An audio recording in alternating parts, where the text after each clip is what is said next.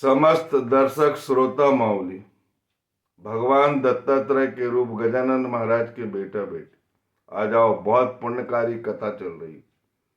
दुख जीवन में कोई दुख संताप नहीं रहेगा, लाचारी नहीं रहेगी, हर मुश्किलें पार कर लोगे। मैं जानता हूं कि जो भी भगवत प्रेमी होते हैं उन्हें कष्ट ज्यादा उठाने पड़ते हैं। उसका मूल कारण ये है कि वो मोक्ष की ओर ले जाते हैं और पूर्व जन्म के जितने भी पाप की गठरिया है, जितने भी दुर्भाग्य हैं, उस दुर्भाग्य को इसी जन्म में वो समाप्त करना चाहते हैं। इसलिए थोड़े से दुखों का सामना करना पड़ता है ताकि उनके शिष्यों का कल्याण हो। गजानन महाराज की कथाओं में तुमने देखा होगा कि गजानन महाराज ने बहुत से शिष्यों को अपना पावर दी थी, जैसे पीताम्बर स्वामी, दूसरा बाड़ा भाऊ, तीसरा भास्कर पाटिल, गंगा भारती गोसाई, ऐसे अनेक भक्तों का उन्होंने कल्याण किया और वह यहां पर भी वही कल्याण होगा। हे बेटा बेटी, 17वां द्वार खुला है। मैं 17वें द्वार पर आपके चरणों को प्रणिपात करता हूं और आपके चरणों का अभिषेक करके प्रसन्न व्रति से आप पर गजानन महाराज का पूरा आशीर्वाद हो जाए, ऐसी कथा आपके कल्याण के लिए कहता हूं। विदर्भ में एक मुर्तजापुर के नजदीक एक कुरुम गांव था। वहां पर एक यवन जाति के एक फकीर थे जो हमेशा गजानन महाराज की याद किया करते थे। और गजानन महाराज अकोला बार बार जाके प्रकट, उनकी प्रकट लीला बहुत हुई है अकोला में। अचानक प्रकट होते थे वो। शेगांव कहाँ और अकोला कहाँ, इतनी दूरी तय करने, और रेलगाड़ी में चलना उन्होंने बंद कर दिया था। एक बार रेलगाड़ी में चले थे तो उनके भास्कर पाटिल, उनका जो पट शिष्य था, उसे जुर्माना भी हुआ था। और गजानन महाराज ने उसे शिक्षा देने के लिए कि ज्यादा हठधर्मिता नहीं, मैं तो प्रेम का भूखा हूं, लेकिन भक्त का विश्वास पूरा करने के लिए वो सदा तत्पर रहते। हमेशा वो कुरुम गांव के जो मुस्लिम संत थे, जिसका नाम था मेहताब साहब, वो याद करते रहते थे। और अकोला में उन्होंने बापू राव को बोल रखा था कि जब भी गजानन महाराज सेगांव से आपके यहाँ आए तो मुझे भेज दीजिएगा, मैं उनके चरणों पर गिरना चाहता हूं। वैसे भी कोई मुसलमान जो है किसी के चरणों पर नहीं गिरता, लेकिन उनकी ऐसी इच्छा थी। तत्काल गजानन महाराज इस बात को जान जाते हैं, उनके मनोदय को जान जाते हैं और बापू राव सदन में प्रकट हो जाते हैं। और बापू राव तुरंत ही उस मुस्लिम संत को लाने के लिए भेजते हैं। और वह संत भी जो है उस दिन अकोला आ रहा था, और जो लाने वाले लोग थे वो रास्ते में मिल जाते हैं। भगवान की लीला है ये। तब वो पूछते कि हम आपको लेने के लिए कुरुम जा रहे थे और आप इधर कहाँ जा रहे? तो मैं अकोला ही जा रहा हूँ। बोले बोले गजानन महाराज आए हैं। तो उनको बहुत प्रसन्नता हुई और वे तीनों साथ में वापिस आ गए और फिर कुरुम उन्हें जाना नहीं पड़ा। और गजानन महाराज के पास जैसे ही आते हैं तो गजानन महाराज उस मुस्लिम संत के बाल पकड़ते और ताड़ना देना चालू कर देते और ये भी कहते जाते कि तुम्हारे कारण जो है धर्म का पतन हो रहा है। और पिटाई करते जाते थे, तुमने धार्मिक विषयों पर अच्छी बातें नहीं की है, तुम उद्धाम हो गए हो। तुम्हारा नाम मेहताब जरूर है, मेहताब का अर्थ होता है चंद्रमा, जो शीतलता पहुंचाता, लेकिन तुम उग्रवादी हो। और उसकी इतनी पिटाई उन्होंने की है जिसकी कोई सीमा नहीं थी। जबकि उस मुस्लिम संत के साथ शेख कड़ू और चार चार यवन संत भी थे, 5 लोग उस मुस्लिम संत के साथ। वो देखते ही रहेगा, हतप्रभ रहेगा, और गजानन महाराज उसे उपदेश देते जाते और उसकी पिटाई करते जाते। इस पिटाई का रहस्य ये रहा होगा कि उनके मन में जो राग द्वेष द्वैत भावना थी, उस भावना को उन्होंने कुचल दिया और उनके मन को पवित्र किया। और वो 5 लोग चंदा लेकर कुरुम में ईदगाह बना रहे थे, ईद मस्जिद का निर्माण कर रहे थे। और उस मस्जिद के निर्माण के लिए चारों लोग बोलने लगे कि अब यहाँ आए हो, अब वापिस चलते हैं, मस्जिद का निर्माण करेंगे। तो वह मुस्लिम संत हाथ जोड़कर बोलता है कि मस्जिद का निर्माण तुम करो, अब मेरा जो है मन जो है, मेरा जो हृदय है वो परिवर्तित हो गया। जो कुछ गजानन महाराज कहेंगे वह मैं करूंगा।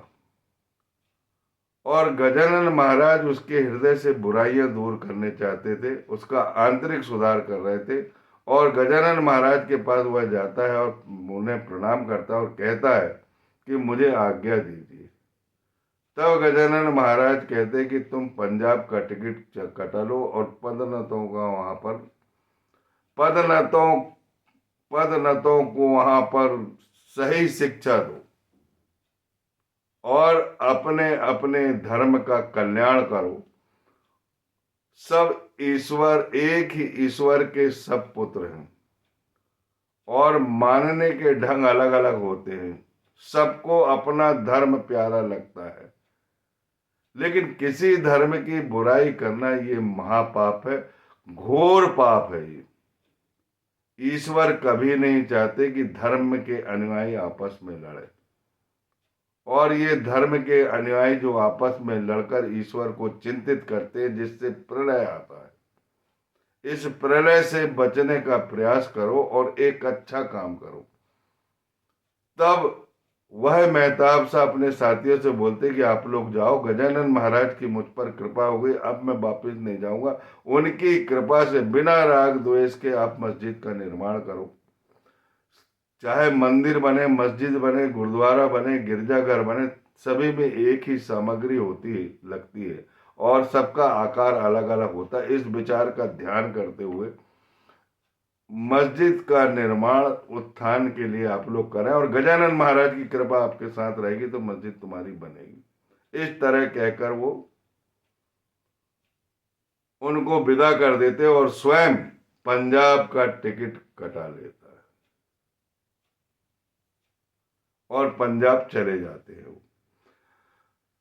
मैं आपको ये बताना चाहता हूं, उसके बाद गजानन महाराज जो है सेगांव आ जाते हैं और जैसे ही सेगांव आते हैं तो बापू राव की जो पत्नी होती है उसे भानुमति की पीड़ा हो जाती है, शरीर लाल रंग का हो जाता है, कभी माथे पर सिंदूर लग जाता है, शरीर में आग लगने लगती है, शरीर पर बड़े बड़े बड़े बड़े वो छाले आ जाते हैं। इस तरह की परेशानी बापूराव सदन में हुई, जबकि गजानन महाराज वहां हमेशा जाते रहते। कहते हैं कर्मगति टाली नहीं जाती। बापू राव ने अनेक तांत्रिक मांत्रिक टोना टाटकी वाले साधु को लाया, मंत्र पढ़वाया, चिकित्सा करवाई, लेकिन मरणासन अवस्था हो गई। उसे गजानन महाराज की याद आई और वो सेगांव लेके अपनी पत्नी को आ जाता है। और जैसे ही सेगांव में पत्नी को लाता और पत्नी की ओर गजानन महाराज दृष्टिपात करते और दृष्टिपात करते ही उसकी भानुमति की पीड़ा, जो डायन की पीड़ा हमेशा होती थी, दीवार चुड़ैल होते हैं, कहते हैं, मुझे तो नहीं मालूम लेकिन होते हैं, ऐसा मैंने सुना हूं। और जहां पर वन केसरी रहता वहां सियार की नहीं चलती। गजानन महाराज ने जैसे ही दृष्टिपात किया उसकी उसकी सारी समस्या दूर हो गई, तुरंत दूर हो गई और वह चरणों पर गिर जाता है। और बापू राव जो है उसकी आंख से आंसू बहने लगते हैं और वो कहते हैं कि आपने मेरी पत्नी को जीवन दान दिया है, मैं धन्य हो गया हूं। और इसी तरह हमारे ऊपर आशीर्वाद किया करे। मैं अनेक प्रकार की ताबीज बांधी, गड़ंगे बांधे, बहुत जगह भ्रमण किया, और पता नहीं किस कारण मैंने आपका स्मरण नहीं कर पाया, जबकि आपका आशीर्वाद मेरे घर पर है। हमेशा मेरे घर आप प्रकट होते हैं, आते हैं, लेकिन ये पीड़ा कैसे आई? तब वो गजानन महाराज ने बोले कि कर्म की भट्टी में सबको जलना पड़ता है, और इनके पिछले कर्म अब समाप्त हुए, अब इन्हें कोई पीड़ा नहीं होगी, न चुड़ैल, न डाक, न डायन, न कोई कोई जादू टोना टोटका तुम्हारे घर के अंदर नहीं करेगा। भानुमति की पीड़ा से बापूराव की कांता ठीक हो गई। इसके बाद गजानन महाराज आकोट में प्रकट हो जाते हैं और नरसिंह जी से मिलने जाते हैं। वहां एक स्वामी रहते हैं नरसिंह जी, वो कभी भी मनोवेग से चलते थे और कहीं भी जाके प्रकट हो जाते थे। एक ही बार उन्हें रेलगाड़ी में बिठाया गया जब उन्होंने लीला की, और स्टेशन मास्टर से कह दिया था उन्होंने, जब तक मैं नहीं उठूंगा तुम्हारी गाड़ी नहीं छूटेगी। और गजानन महाराज जब तक बैठे रहे, गाड़ी स्टार्ट नहीं हुई। चलाओ तुम्हारी गाड़ी जितनी चलाना, ये संसार चलाने वाला है, उसको कौन क्या तंग कर सकता है। वे नर पल भर में आकोट चले गए, और नरसिंह सरस्वती से मिलने के बाद उनके घर के सामने, उनके मठ के सामने एक कुआं था, और कुआं में एक डाल पड़ी हुई थी। उस डाल पर बैठ जाते और अपने चरणों को नीचे डाल देते कुएं के अंदर, और कुएं के अंदर थोड़ा बहुत पानी रहता। नरसिंह जी बोलते हैं कि महाराज वहां पर बैठे बैठे आप क्या कर रहे हैं? तो बोले मैं इसमें गंगा जल देख रहा हूँ, गोदावरी जल देख रहा हूँ, सरस्वती का मिलन देख रहा हूँ, यहाँ पर प्रयागराज है या नहीं है वो देख रहा हूँ। बोले पानी उसमें थोड़ा है और मैं वहीं स्नान करता हूँ, मुझे मालूम है तुम यहाँ रोज स्नान करते, लेकिन इसका पानी जो कम है, मैं देखता हूँ कि ये पानी से मैं नहाना चाहता हूँ। तब नरसिंह सरस्वती एक बाल्टी लेके भेजते, बोले बाल्टी कोई काम की नहीं, गंगा यमुना सरस्वती स्वयं ऊपर आई। आज पूरे गांव के लोग इस चमत्कार को देखने के लिए खड़े हो जाते हैं, और लोग बूम भी उड़ाते कि ये नंगा पागल साधु इस पानी को कैसे ऊपर लाएगा, इस कुएं में इतना ही पानी है, आज तक इसमें पानी बढ़ा नहीं है, ये पानी जो है ये ऊपर कैसे आएगा? ये नंगे पागल साधु की बातों में लोग आ जाते हैं और वहीं खड़े रहते हैं। गजानन महाराज की ऐसी कृपा होती है, क्योंकि वो नर्मदा का लाल गणेश है। जिस घर में वो जाएगा वहां पर दुर्भाग्य ठहर ही नहीं सकते, वहां विपत्ति वेदना कुछ नहीं ठहर सकती, वहां भानुमति की पीड़ा नहीं ठहर सकती, दीवाल चुड़ैल डायन कोई पितृदोष, मांगलिक दोष, विवाह के दोष वहां नहीं ठहर सकते। वहां पर सारी कठिनाइयां दूर कर दी जाती है, लेकिन भक्तों के धैर्य की परीक्षा होती है, और उनके पूर्व जन्म के दुख संताप और दुर्भाग्य भी काटे जाते हैं, इसलिए थोड़ी सी पीड़ा होती है, लेकिन उसके बाद विजय जरूर होती है।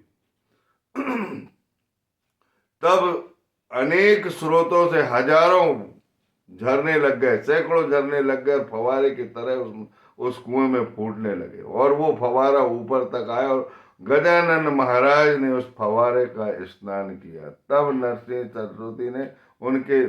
जी ने उनके चरणों को प्रणिपात किया। ऐसे श्रेष्ठ गजानन गुरु की कथा है। हे बेटा बेटियों, छोड़ो, भगवान कृष्ण ने जो कहा है अर्जुन को कि आत्मज्ञानी संतों का सहारा पकड़ो, वही मेरा अवतार है, वही मेरा प्रतिनिधि करेंगे, वे मेरे चलते फिरते ईश्वर है, और वो ही तुम्हें तत्व ज्ञान देके मेरे दर्शन कराएंगे। तब मुझ में और आत्मज्ञानी संत में, और जो शिष्य है जो निस्वार्थ भाव से उनके चरणों की सेवा करेगा और तत्व तत्व ज्ञान लेगा, ये तीनों एक हो जाएंगे। और त्रिवेणी का जो संगम गजानन महाराज ने वहां पर दिखाया, वो इसी बात का प्रतीक है। हे बेटा बेटी, गजानन महाराज कोई साधारण साधु नहीं, पूरे वस्त्र को उन्होंने त्याग लिया। लोगों ने बहुत वस्त्र पहनाने की कोशिश की, कभी नहीं। गंदे नाले का पानी पिया, जहां जो लगता है वो मन में किया, कभी बीमार नहीं पड़े, शुद्ध वेद ऋचाएं वो पढ़ते थे। तब समझ जाना चाहिए कि ये गणपति अवतार का। लोग शेगांव में गजानन महाराज ने एक बार बोला कि मेरी वेद सुनने की इच्छा है। वो जानते हैं कि पंडित लोग वेद ऋचाएं में कौन से शब्द गलत बोलते हैं। तब शेगांव के निवासियों ने बोले थे कि यहाँ ब्राह्मण कैसे हैं। बोले मैंने ब्राह्मण की व्यवस्था कर दी, उनके खाने पीने की व्यवस्था करो, दक्षिणा की व्यवस्था करो, और ब्राह्मण को दक्षिणा देने से श्रीहरि प्रसन्न होते हैं। तब बहुत से लोगों ने चंदा इकट्ठा करके पैसा इकट्ठा करे और ब्राह्मणों की पूरी व्यवस्था करे, और वो वेद ऋचाएं जब उन्होंने सुनी, जहां भी गलती करते थे गजानन महाराज शुद्ध और स्पष्ट अक्षर में उसे सुधार कर बोलते थे। तब उन ब्राह्मणों ने उन्हें प्रणिपात किया और कई ब्राह्मणों का उन्होंने उद्धार भी किया, और ईश्वर क्या है उस सत्य पर ब्रह्म स्वरूप से उन्हें अवगत कराया। ब्रह्म ब्रह्म ब्रह्म चैतन्य, गण गण गणात बोते। बोलिए गजानन महाराज की जय। जो इस कथा को सुनेगा वह त्रिवेणी का तीर्थ पाएगा। अभी वर्तमान में कुंभ चल रहा है। ये गजानन के कुंभ जो है वो अमृत का सार है। इस अमृत के सार को पाके ईश्वर के दर्शन अवश्य होंगे। इसीलिए इस कथा को प्रेम पूर्वक सुने, अपने बच्चों को सुनाए, और हो सके तो पूजन के वक्त इस कथा को अवश्य सुने। आपके घर का कल्याण होगा, कोई बाधा आड़े नहीं आएगी, कोई रोड़ा नहीं आएगा। दीवाल चुड़ैल लाइन ये भानुमति इनकी समस्या उस घर में प्रवेश नहीं करेगी। किसी का जादू टोना टोटका मंत्र उस घर में नहीं चलेगा जहां गजानन का मणि विराजेगा। हे बेटा बेटी, जब भी नर्मदा के तट पर जाना तो दुकानों से एक लाल पत्थर ले आना, या नर्मदा नहाओगे तो बहुत से आपको गेरुआ कलर के पत्थर मिलेंगे, रख लेना। और मेरी बात मानना, ये गजानन तुम्हें पार लगाएगा, सद्बुद्धि आएगी, दुर्बुद्धि नहीं रहेगी, कलह दूर हो जाएगी आपके घर में। आपके घर में जो लड़ाई झगड़े होते हैं वो शांत हो जाएंगे, और विपत्ति वेदना से आप मुक्त हो जाएंगे। बोलिए सर्वसमर्थ गुरु गजानन महाराज की जय।